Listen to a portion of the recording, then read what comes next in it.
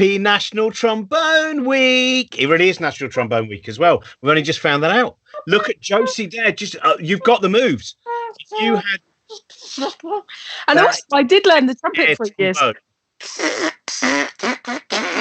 Very this good. Is one of the things a lot of jazz musicians in New Orleans have learned is that the brass industry really sold them a dummy. It's needed, as you demonstrated, both the trombone and trumpet are fully realised. It's just beautiful. The sound is just beautiful.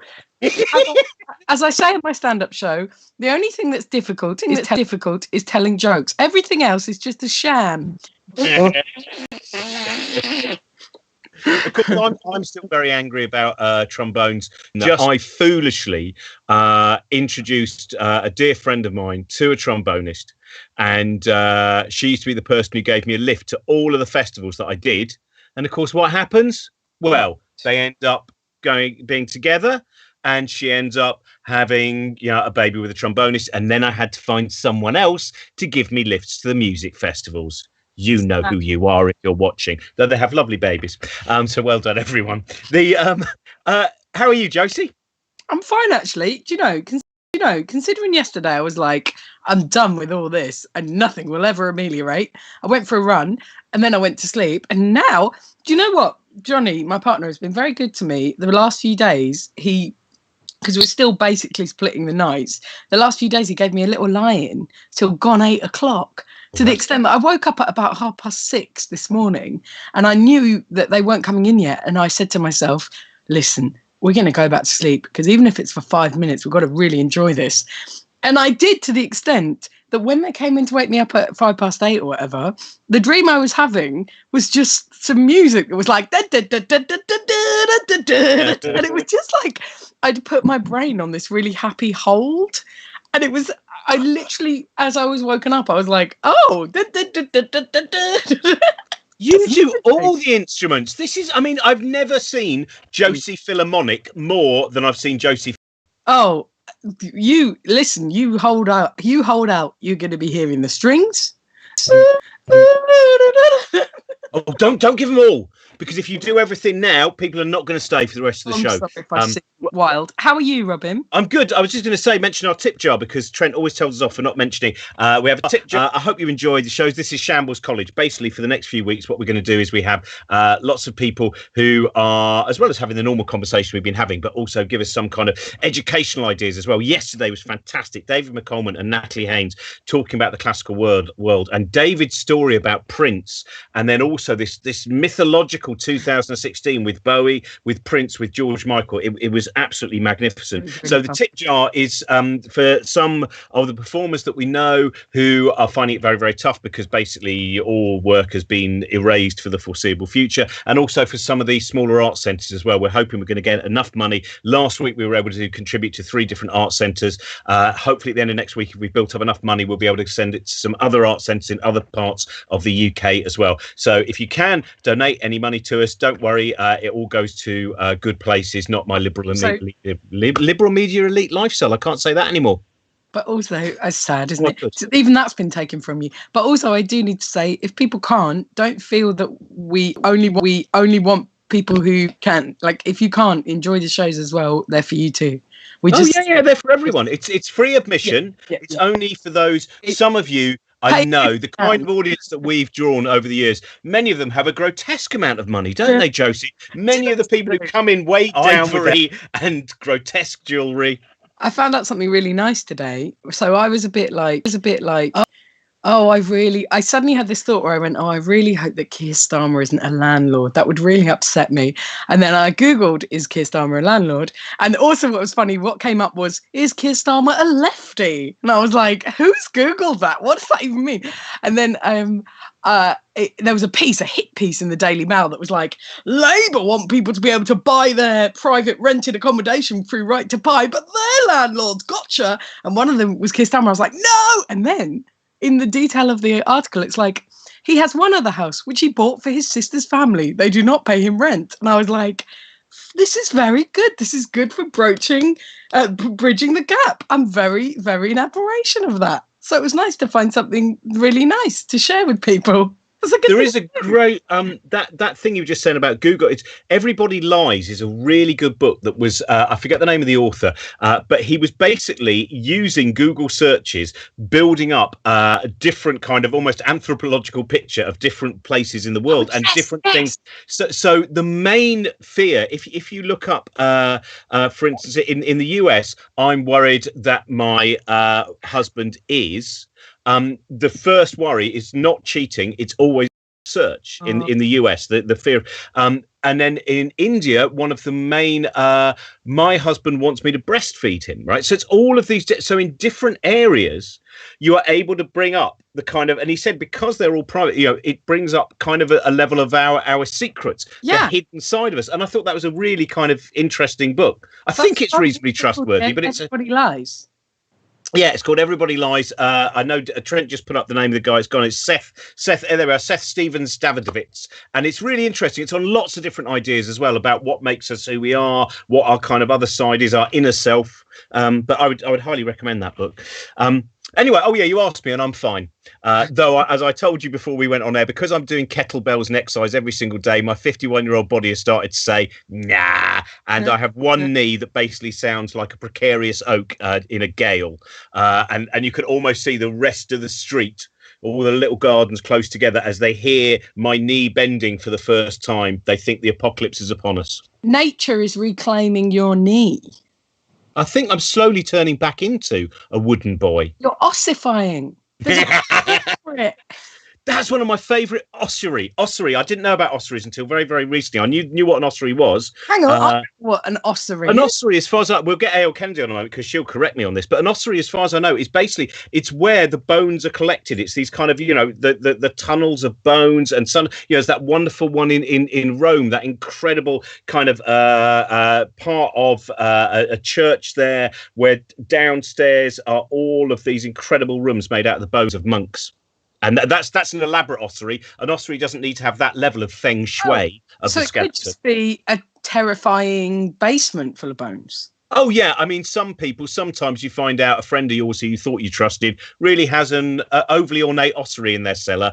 And when you see them holding the key in front of you, you realise that's the end. It's like how some people have an aviary that's very big and has beautiful birds in it, and some people have trapped a crow in a shed. Oh, that ruined that, didn't it? No, I'll tell you what, it doesn't matter. We'll do another take. What do you mean it's live? It's ridiculous. Anyway, welcome, and we'll do the show and tell actually once we've got A.L. Kennedy on, and so please welcome an author who wrote last year. Or was it the year before? We should have written it a while ago, but I think it was last year that I read it. It might have been the year before. She's written loads of beautiful books, novels and short stories and some non-fiction as well. But she wrote a book that was inspired by The Little Prince, which actually, as I finished it reading it at a small cafe in Swansea, about to go and do a gig. And I very rarely actually find myself in any way forming tears while reading books. I can be tremendously moved by books, but very rarely does it have that effect on me. And the end of this book did. And it is a beautiful book, and it's all about a little snake. And here is A.L. Kennedy. Hello. Hello. That is such a I want to start off just by mentioning that, but I think I told you afterwards. I can't remember if I sent you a message or not. The Little Prince is a very kind of like a major part of growing up, because it was the oldest book that my mum had. It was like the first book that she had was still left like 4 years old, and I also read a piece from it at her funeral. And then I'm reading this book which is looking at a version of the snake in that story. And what were your inspirations for writing that book, because it covers so many different things in philosophically and politically? Yeah, I weirdly, it came from somebody else. For the 5th anniversary of the German publication of The Little Prince, and it has the same publisher that it had, it's had throughout, Karl Rauch Verlag, and an editor there who's called Hans Koch, which even Germans find funny, even though that is a legitimate German name, and he does look like John Waters. But he said, we're doing this series of books where people take some kind of a character from The Little Prince, in celebration of The Little Prince, and in the manner of do something. So there's the fox or the rose or the sheep or a baobab or, anything. You pick anything. And I picked the snake. And I think loads of things that have been on my mind for a very long time about cruelty and the inevitability of death. And if you factor that in, it makes you behave differently. And sort of humanity, and I've always liked reptiles, all went, smushing into that book. But it's really interesting to do something, it's really interesting for me, but to do something that's a fable, and it has to be really, really simple. Mm-hmm. And it will be read by a whole age range. It really kicks the bullshit out of your prose. Everything gets very short, and you suddenly think, oh, God. There was a lot of filler, usually. Fuck. So, it was nice to do, but I didn't realise it would make people cry. And we did the first readings in German, and I looked up very first public reading, and the actress reading the German bit was just weeping helplessly on stage. And I had to sort of jump on stage and hug her early and finish early because the front row of the audience was weeping. That must be very strange. Do you speak German? Do you speak German? Kind of. And you're at an advantage reading something you wrote. Yeah, of course, something you've written. That's actually how I've learned what German I've learned, because I've sat next to Ingo Herzke, who's my translator, who's a super cool guy. And you're sort of hearing, it's not where is the railway station, or things that I don't necessarily say. It's all the things I do say. So you get this very odd little specific dictionary. Wow, and that's perfectly tailored to you and your style. Yeah, so it's really bizarre. Which is how I taught myself French, which was, learning handcuff, straight jacket, things I would use in conversation. Of course, makes perfect sense. It's interesting because I found sometimes when I read teenage fiction, when we especially, normally it's initially because we've got a guest coming on book, Shambles has written a novel, so I think, I better read it.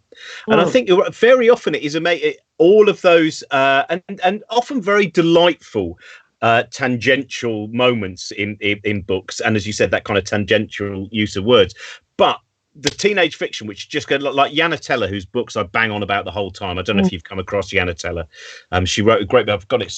There it is. It amazing, fantastic in my huge pile of books. There, her book Nothing. God, that's so rare for anyone who knows the stack of books that's kind of around me most of the time. It's very rare that one's on the top. But this is such an incredible book about values and about morality and ethic, and it's meant, it's teenagers, so I imagine there's a lot of people who would never read it because they go, well, I'm grown up now. But it's just filled with, because it doesn't have that fear of saying I better make sure I look like I'm a grown-up book. So I better sometimes there better be a bit of obfuscation in the way that I write. It better not be and this is that, and her book War. If people don't know her book War, yeah, so useful. It's do you know the book that she did, War, Alison?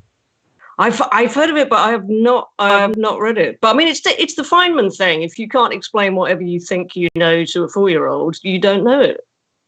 You should be able to explain it to somebody small, and then the bullshit falls out, and it's like, oh, when I stop hiding behind all of those different couches and that wardrobe, I don't know this enough.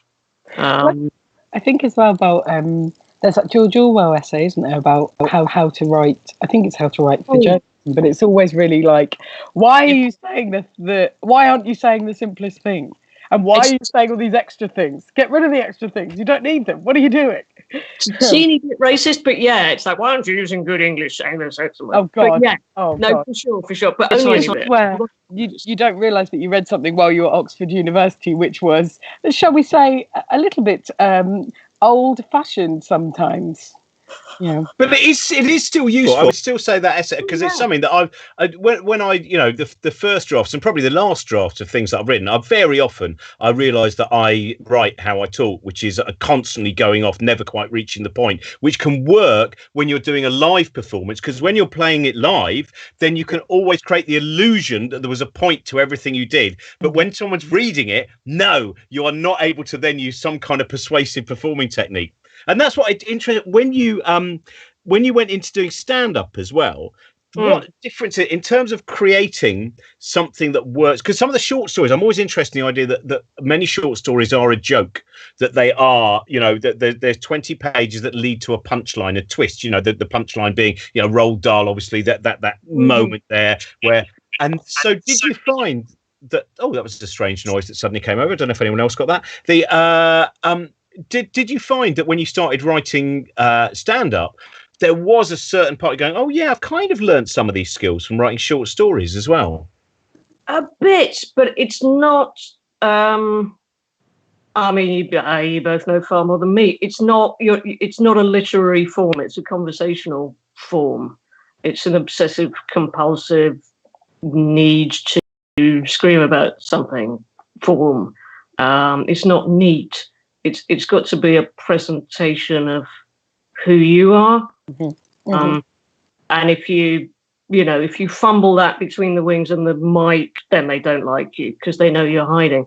And I mean, as with everything you make for other people, you can't hide because people don't appreciate that unless you're actually talking about hiding. It's why you're there. It's a lot of it is very different, and certainly with short stories, the thing I'm mainly interested in is character. So you won't get me. You'll get me trying to be somebody else and trying to think like somebody else and trying to have trying to put a key moment for somebody else's life on the page. I mean, it's technically, there are callbacks, except when you're in literature, they get called leitmotifs or tropes.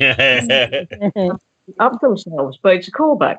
And, so a lot of it is that the craft is the same because you're still telling a story, but it's a completely different kind of setting. So you modify how you tell the story, the way you would, the storytelling voice on the page, I think, is for a stranger that you've never met who's in tranquility and by themselves, and you're talking straight into their brain. You're not even whispering in their ear, so you don't have to yell. And being show off, you have to be much more delicate, even if you're being show off. And comedy is you're talking to a group of people, which is very different, and they may or may not be off their tits, and it's a particular time of day, or even if it's not that time of day, you're pretending it's that time of day, and it's kind of, it even exists at a certain temperature. It can't be too hot and it can't be too cold, because just the body temperature of people doing a very physical thing, which is laughing, hopefully, is different to sitting reading a book when you forget your body.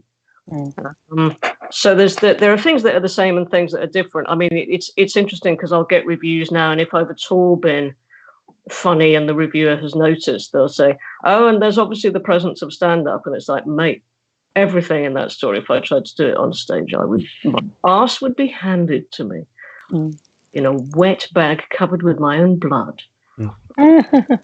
Did you? Because that's one of the things. Do you sometimes find, because the moment that you're seen as literature, the moment that you're seen as a literary novelist, it's harder sometimes for people, because I've seen you do readings and you do them. It's a fascinating thing to watch you as you explain the story, and then you almost don't notice when you've gone into the story. It's a very seamless kind of thing, and I sometimes look around. I think I'm pretty certain that's a good joke. And people are sat there going, she's a literary novelist, so I hardly imagine she'll be doing Do you find there is sometimes that kind of attitude? Oh, yeah. People are trying so hard to be clever. It's pretty oddly. People always have. I actually sat and had dinner next to this guy going, I've never been successful in Germany. Why am I not successful? And clearly he hated Germans, and they may well have noticed. In such contempt. It's like, mate, they will have kind of twigged that you have no sense of humour. And clearly he was a man who was not funny, And at some point, somebody chairing an event had said, no, it is respect. People are not laughing at you out of respect. And I mean, I've been doing gigs in Germany for 30 years. They long to laugh. They are such comedy consumers. But you'll go and do an event there, particularly it will be a long event. They're happy with a literary event and listening 3 hours. But Professor Doctor, whoever, who's been at university for 1 million years, will do this big disquisition, and you'll feel the room going, okay, this is good for us. This is nice. This is the protection of culture, which defends us from the collapse of law and then the collapse of democracy. We kind of get it. But we go to sleep because we have had our dinner. And then then when you get the first laugh, it's like, oh no, this will be all right. And it prevents you from taking yourself seriously, because you've got to be, even when it's not a fable and you're not being super simple, it has to be, I'm a human being talking about human beings to another human being. That's important, and there has to be somewhere of purity and simplicity about here we are and we're keeping each other company. This experience, how can I be useful and wonderful for you? And that's not about being clever. If you just being clever, it's not enough. I mean, I always remember Darren Brown, lovely person. He's written a couple of books. The first 2 books he wrote were for magicians, and they're mainly very, very much for magicians, about clever things that you do with your hands. But he also talks about the working of wonders, and magicians like calling themselves thaumaturges, which is a wonder worker. But if you're a writer or an artist, they nick you. Magicians will nick your wallet and your watch and your braces, and you'll look down, oh, I have your trousers. And they did that with thaumaturgy, because anybody who makes anything, to put more wonder in the world is a thaumaturge. And reading that book, he was talking about accidentally making a particularly amazing trick. He'd just made a trick, but he'd hit an emotional vein in somebody. And for her, it was like a dead relative coming back, and it shook her world in a lovely way. But because he's a smart guy, he was thinking, oh no, that's what I should be doing. Because what's this bullshit about? What card are you thinking of? Nobody really cares. Nobody involved in that at any level cares about thinking about cards. The wonder is bringing the dead back to life, or making you have an emotional moment where your world just moves a bit. And I'm sitting there thinking, shit, I have never thought about trying to do that in writing a story. And why not? Why isn't that the ambition? I mean, you probably always fail, but that should be the ambition. And that's, it's not clever, and it's not about being able to say that it's a transferred epithet or a sympathetic fallacy. You don't need to know that. People who tell stories use those things. They have $5 words describing them because people have to sit and write essays in English literature classes. But that's not about writing literature. That's about writing about literature, which I will never have to do. That's the book that I was reading this morning, which you probably read, 6 Memos for the Next Millennium, by which is a really, I've only read the first lecture, which is, sadly they were never he never actually presented them because he died, I think, of an aneurysm before. So there's a mystery 6th lecture, I think, that with his wife. But just the first essay is all about lightness, and it was just fascinating. So I don't spend enough time thinking about those kind of ideas of literature, and that the way that he talks using Decameron and various other ideas of a lightness of touch, of a way of creating, so that he uses Lucretius on the nature of the universe, the fact that we're all made of these tiny little atoms, these everything that floats that somehow still becomes solid, this kind of idea. It's really beautiful. It's fantastic. I would highly recommend, if you're not if you're looking for a good book to read and just kind of pick up. There's 5 lectures in there. They're wonderful. We better go to our first celebration of National Trombone Week. And so many people were doubters. They thought we'd forget it was National Trombone Week. Of course we wouldn't. This is from New Orleans. I will give you. We'll watch this first, and then I will tell you a few things about Haruka, who is just, as I said, award-winning, an incredible player. And this is, and later on we'll compare and contrast Josie's technique without the trombone and Haruka's with the trombone. So here from New Orleans is Haruka. Hi everybody. This is Haruka Kikuchi. I'm a trombone player, and this is Zitu Yoshitaka Tsuji. He's my husband, also plays jazz on piano. I'm so happy today we share the music from our front yard in New Orleans, Louisiana, where the birthplace of jazz. I hope you enjoy.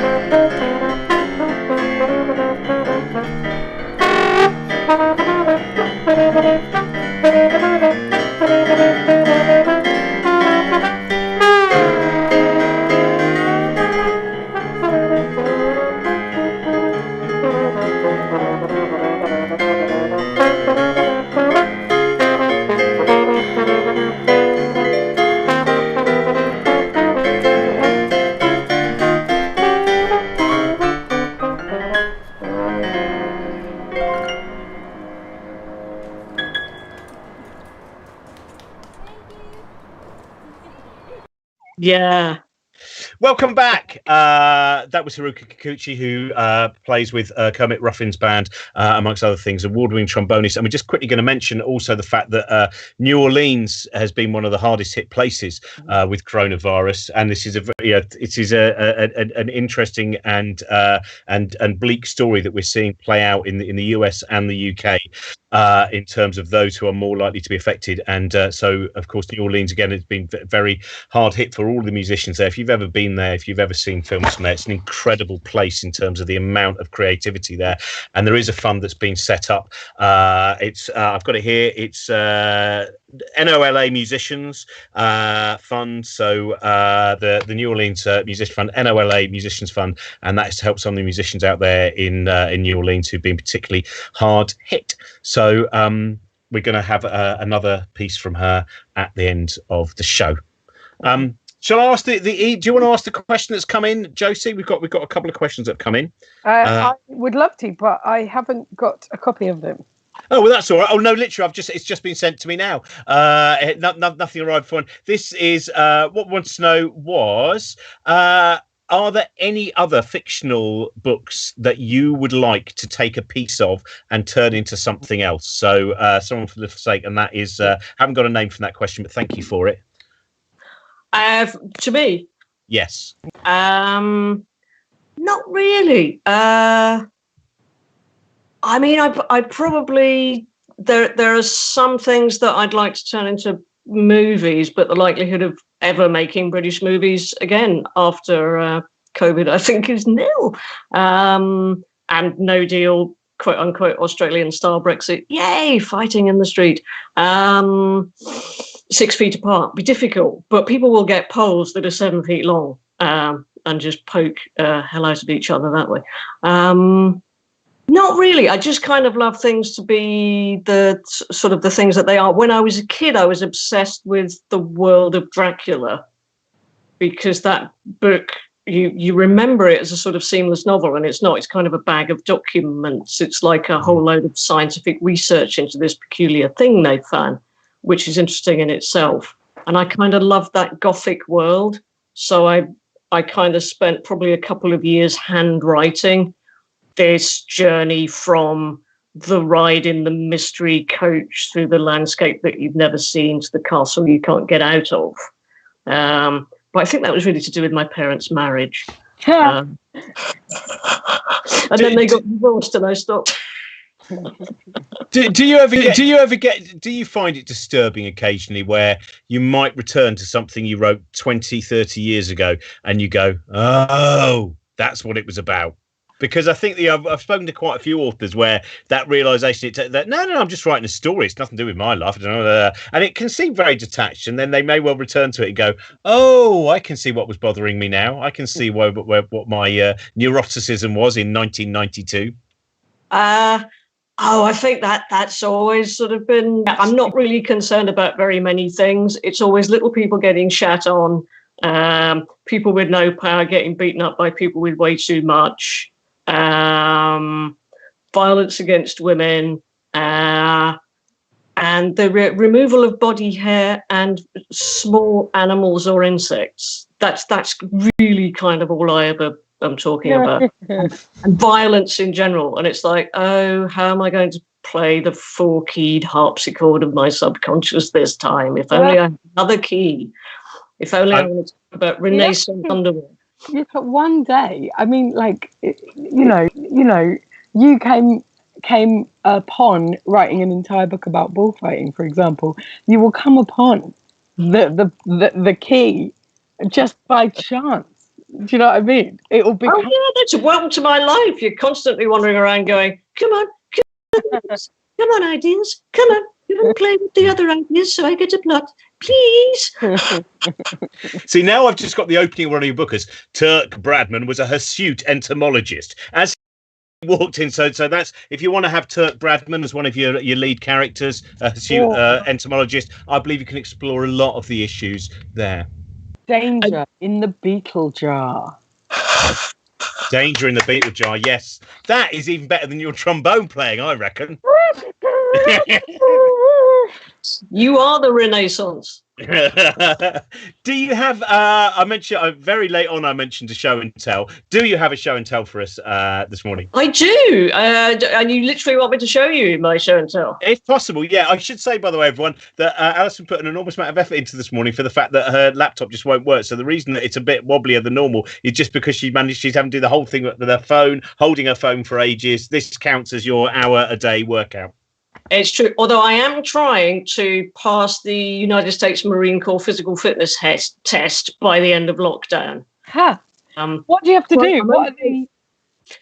There's a 1.5 mile run. This is just the entrance qualifications. It's sad that I know. The running is tricky, but there are trunk curls and push-ups, and I've nailed the sort of crunches. I can do the abdominal crunches. I'm okay. I'm not a great qualification, but I need to get better at press-ups.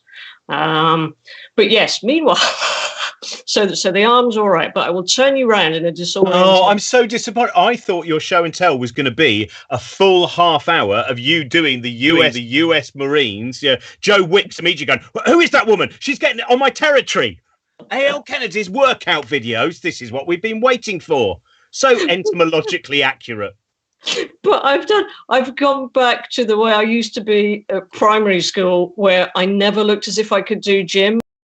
It taught me sort of circuit training things to do to be fit. So I always looked unlikely. But then when we were doing trunk curls and sitting against the wall and all of that sort of super endurance, I don't really care about physical pain stuff, which is not really about fitness in a way. It's just about pain.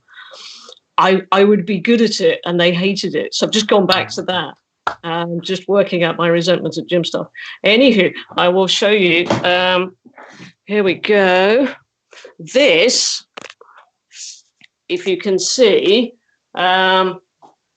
is it's a very beautifully made wooden, very long. Well, not very long. It's correctly long. It's a Greenland paddle for a kayak, because obviously a kayak was made by sort of Inuit people, but you don't now use the paddle that they used. You have these different metal plastic paddles, but the original paddle is the sort of thing I just showed you, which I might be able to show you. It's quite long and thin. I don't know why I chose a long and thin thing. But they're very quiet because it was a hunting thing, so you can go very quietly and sort of smoothly and for a long time kayaking. I say that, obviously at the moment we're not allowed to kayak in case we fall in, which we're all finding quite insulting. But if we fell in and had to get rescued, we would breathe on our rescuers in a gasping and wet way. So we're not allowed to kayak, and we have to walk next to the river. I've seen people in the River Lee. I know, and there's a bit of argy-bargy guy who's the harbour master at the top of the estuary, which is in the sea, and I could understand the sea's a bit more unpredictable. When you get up to our height of the estuary, it's about 4 miles inland, you'd have to be so shit to be able to pull in. But and I've seen people sneaking out, but I now know that I've been told that I shouldn't, so I feel guilty. I understand. Once it's been officially said, you just have to go, oh, okay, it's been officially said. Actually, the police chased people who left from the sort of harbour at the sea end of the river. On police kayaks? Yeah. No, I have no idea. Police peddlers. Okay. So this is the Leon C remake of Deliverance, then. That's right. Also, I think you might have showed. Sorry. Giving you some more mime. That's all. Sorry, Alison, you were about to say something. No. So yeah, that's. I've been dying to get back on the river because it's lovely. But the less noise you make, the less animals notice you. So you're more likely to scare fish, and fish will jump out of the river ahead of you, thinking you're some huge thing, which is alarming if you've ever been whale watching, because if there are killer whales, the fish do the same thing. And it's like, I hope they're scared of me, and there isn't a killer whale in the 3 feet of water underneath me, sneakily flattening itself out. Also, you've shown that you're armed and ready, because I've noticed, 15 minutes ago, you said in the future, all battles will be fought on the street with 6-foot poles. You have shown you have a 6-foot pole. So I think you're it's your high noon moment, as far as I can see. I know that a lot of people have been saying that they're finding it very difficult to create at the moment. And how have you found that the situation? Yeah, it's tricky to keep your concentration because there's so many other things to worry about and so many people who might die. And you can use anything to be creative of, but I think the levels of fury that I'm experiencing are almost breathtaking. Just that extraordinary, why the fuck are you not stopping people dying? What does it take? Why didn't they? When there was time. Why didn't they when there was time? There was time! And why have we not set fire to you fuckers? Yeah, it's just, you can only think about it a little bit. And, I only do social media on Twitter, but there are some nights when you're just scrolling through Twitter and it's only, please pray for my father, please pray for my son, my mother died today, my sister died today, my wife died today, my husband died today. It's just this unspooling of things that are all tragic, and then multiplied by 100 and multiplied by 1,000. That's very hard to think, I'm going to type now. You really have to sit down and think, well, what was ever the purpose of what I did? Is it just me wanking onto a page? I mean, hopefully it's not, because that doesn't really work. That's never going to be readable. Watching somebody masturbate is a very specific hobby, and it's usually to do with somebody you like, and it's not really a public consumption for strangers thing, for many good reasons. It just really creates the kind of Rorschach test, doesn't it, if that's the technique that you're using? It's a very strange way of doing potato printing, yeah. Yeah, it's a big splurge. So... yeah, the lack of concentration is tricky because you just have to be able to concentrate. And that's hard because it's difficult to hold on to something that's usually the obsession. But the obsession is like, for fuck's sake, people are fucking dying. But I did have to have a conversation with myself about, why am I doing this? I'm doing this to give people company. Why am I doing this? I'm doing this because art is the cushion before the law collapses. When the law collapses, you have no government and you're screwed. Art has to not fail because slowly, and art is the thing that's supposed to have the, I don't know why I'm saying this to Josie, because you know this and you fund, you set up Arts Emergency here, because it's like, yes, I agree. Yeah. But, but there was a process of, okay, I'm freaking out. But I started writing the latest novel in America in October, November, in this place that I go to in the woods, like you're supposed to when you're a novelist. And again, with all of the Trump stuff just going on, you're thinking, why the hell am I doing this? And I'm keeping an audio diary of it and literally saying, okay, in the face of all this shit biscuitry, why am I doing this thing? And I'd already had the conversation a bit of, what's this for? And then thinking, well, how many times has reading Douglas Adams got me through all kinds of sort of health difficulties when I was a teenager, just thinking of the infinite, the vortex, and walking into, books and storytelling and stories, we've clearly clung to that to get us through and give us meaning for so long, and they sort of lodge in your soul, and there's a little bit of a light and you plod on. It's not worthless, and beginning to think that human creativity is worthless is one of the edges of thinking that humans are worthless. So it's not shit what you're doing, but I think lots of people are thinking, oh fuck, I could be doing anything. I could be giving groceries to old people. Why am I doing this? And you could probably do groceries and old people too, or whatever. But it's not nothing. They don't lock up writers when they want things to go to shit for no reason. It's not a coincidence that you always lock those people up, because it's quite often you're talking for ordinary people instead of the media and instead of the government and the people who have the loud voices, and you're very often saying this is what it's like instead of somebody who isn't you. So look, they might be as interesting as you or as important as you, or they might have something to offer. So could you maybe arrange to not fucking kill them because they don't have masks? Yeah, a friend of mine is literally, she's gone back into nursing, and we're all going, really, right now? No, I was always going to.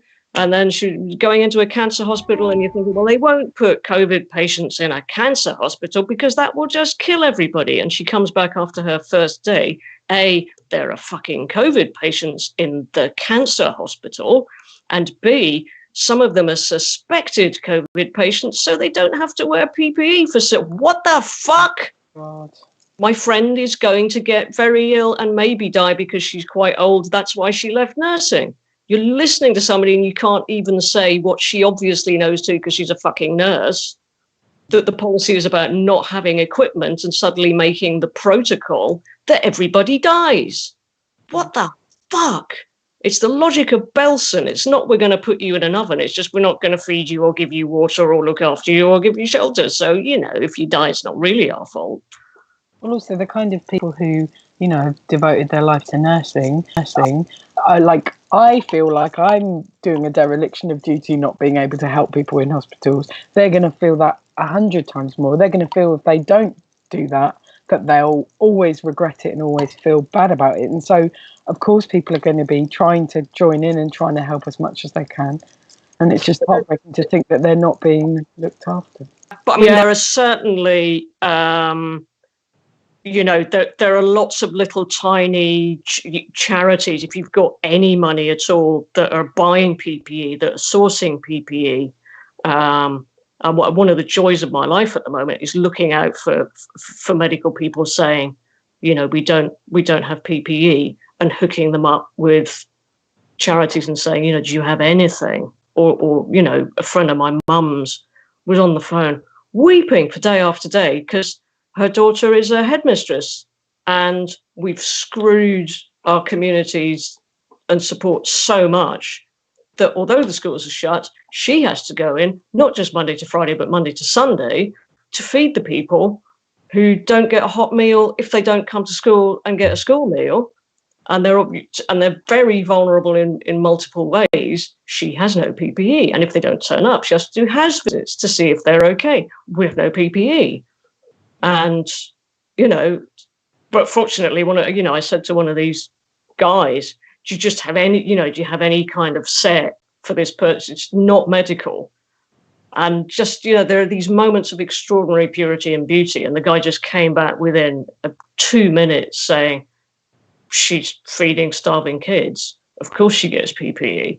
Saying what the government should be saying what the government should have anticipated and not had to say. Well, also, they don't want to have to own up to how much people are suffering. Yeah, there's the underlying level of people just being a fag paper away from dying anyway. Yeah, nothing has underlined, not that we didn't know already, the level, how many of our parts of the media are basically just, propaganda sheets for, the Telegraph has done some incredible imaginative work in terms of, and I mentioned this to Josie a while ago. I talked about it in my last stand-up show. At 88 years old, my dad stopped reading the Telegraph and moved to the Guardian. And every now and again when I ring him, I say, Dad, you made a right decision. He was 90 last weekend, and every single morning he reads it. It gives him a different perspective.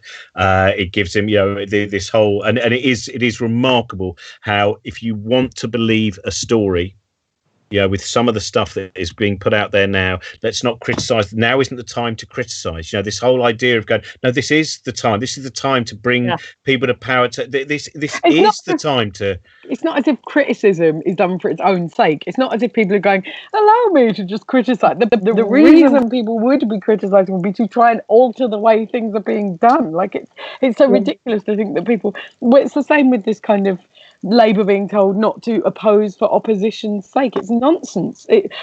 Nobody is doing stuff as oppose. People were trying to oppose because, oppose and oppose was a bad choice of chat then, because but nobody is doing this to strike a pose. Yeah, but it's like in the middle of the, if you look at how many people are dying and being hurt in London, this is a sort of night of the Blitz. And it's like somebody saying, well, now is not the time to criticise the Luftwaffe. Fuck off!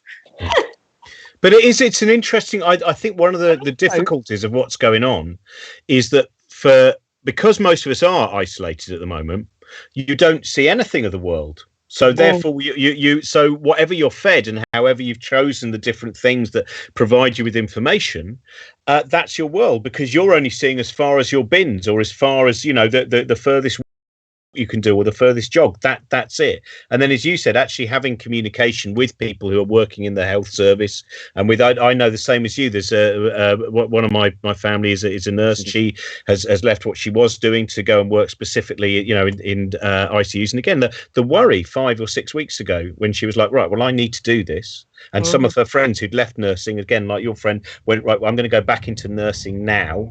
And we have to remember all of these things. We not only have to keep reporting any of our friends who have direct response, who really know what's going on. We also have to make sure that memory doesn't die the moment that this, you know, situation is no longer the threat it is.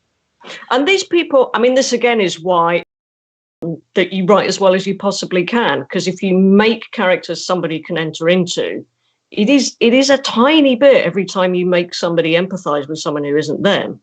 You're training them to care when somebody they've never met dies, or to think, really, you know, when that, because the narratives of these people, they're loud and repetitive, but they're shit. I mean, you know, Philip Pullman and some other writers a while ago just said, you know, speaking as people who make up things that aren't true. You're shit at this. You know, if somebody comes in and says, lots of people are dying. No, they aren't. I mean, it's just they have no narrative. It's just that it's so loud. They don't value narrative enough. You know, so if you actually are making prose that works and says stuff and doesn't contradict, you know, the end of the sentence doesn't contradict the beginning of the sentence. That's because they all write shit novels as a hobby, don't they? Oh, God, I bought secondhand, of course. I bought Boris's novel. Oh, God. Well, you have yourself to blame. Well, just to look, because, you know, I work with students, and I can work with, you know, I can kind of, you can do a sort of diagnosis. Oh, man, there is nothing in there. There is no effort. This is literally a man who is intending to write a novel, and he can't be bothered while he's doing it.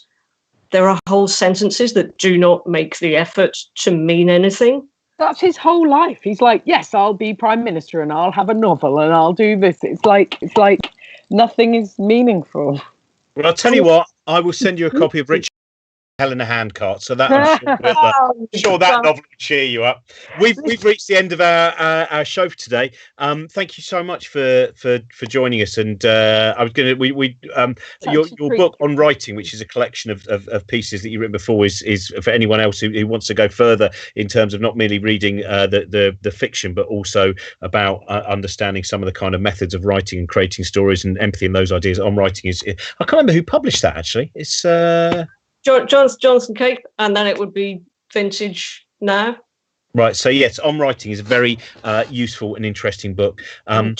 Just before you finish, if you are on Twitter or if you go on Facebook, that there is a charity called We Got You UK, and if you've got any money at all, they are getting PPE to people.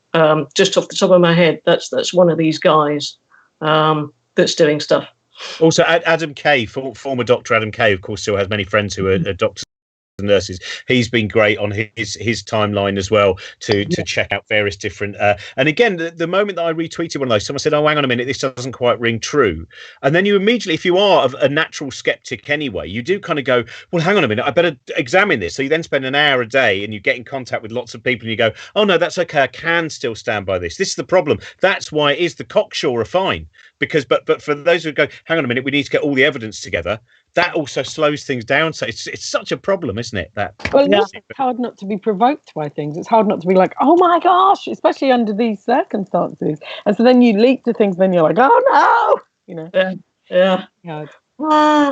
Oh well, thank you very much for joining us. We look forward to the release of your new book. Don't worry, everything's fine. Yeah, I thought. Hang on, what was it called again? I thought you told us. It's something about a beetle jar and a long stick. My current book of short stories that came out 2 years ago, I have no perception of time anymore, is literally called We Are Attempting to Survive Our Time, which I wish was not as appropriate. And We Wish was a manual rather than a collection of stories now. But I suppose in many ways it will be that as well. Thank you very much, everyone, for watching. I won't mention the tip jar again because you've also been given some leads to lots of other charities, which I think, as we mentioned before, the New Orleans Musicians Fund as well. Nola there. Yep. If Jacob Rees-Mogg is watching, could you please put £10 million into the tip jar, because you won't notice it going. You won't notice it going. See you, Jacob. Now you've ruined Alison's day. You've mentioned the unsafe word. So thanks very much, everyone, for watching. We're going to leave you with Haruka Kikuchi, as I mentioned again, National Trombone Week. Talking about New Orleans musicians as well. Just a really remarkable jazz musician who plays with the Kermit Ruffins Band. Find out more about her work. Find out more about Alison's work as well. If you've not read The Little Snake, read The Little Snake as well. It's wonderful. Josie, I'll see you. We've got Brian. Hang on a minute. I'm not sure if you're with us tomorrow or not, because I know there's a couple of days that you're not with us, but I will find out later on. Okay. I'll see you tomorrow, or I'll see you on Friday. I'm definitely back tomorrow, and all the lineup. Science Day tomorrow. So if you've got any questions about science, then you just send them to us. Stay at home at cosmicshambles.com. Any questions about the universe, I won't attempt to answer them, but there'll be some other people who'll help. Bye. Yeah. Here's Haruka.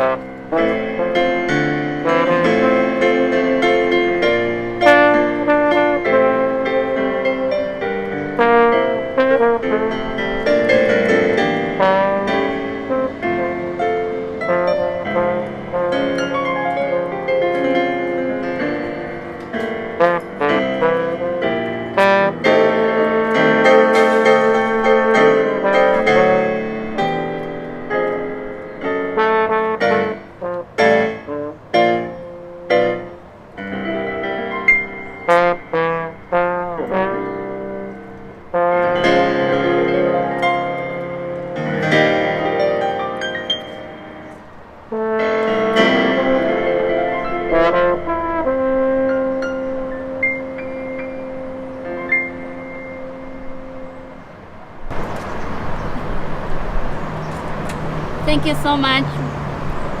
Stay home, stay safe, stay healthy, and wash your hands. I appreciate for watching. Thank you.